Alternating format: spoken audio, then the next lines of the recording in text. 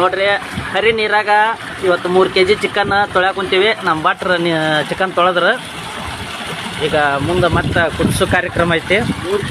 3 kg 3 ಮಂದಿ ಒಲಿ ಅಂಕರು ready ಮಾಡಿದ್ವಿ ರೀ.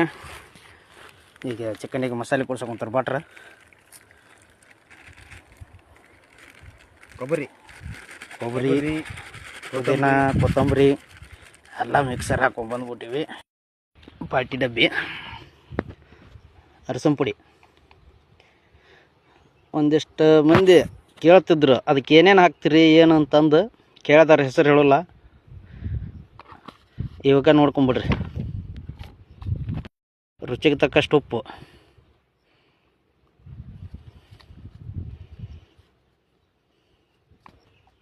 ಕುಟ್ಟಿದ ಮಸಾಲೆ, ಮಿಕ್ಸ್ ಮಸಾಲ, ಮನಿ ಮಸಾಲ ಅದ್ರ ಮನಿದಾರೆ.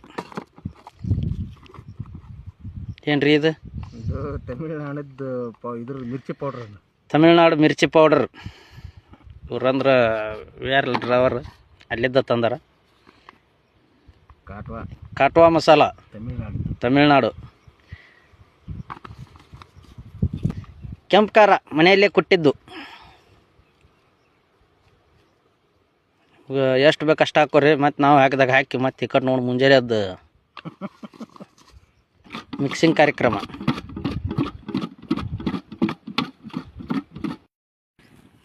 ಅಂತ ಎಲ್ಲ ಮಿಕ್ಸ್ ಮಾಡಿಂದ ಕುದಿಯಕ್ಕೆ ಇಟ್ಟಬಿಟ್ಟಿವಿ ನೋಡ್ರಿ.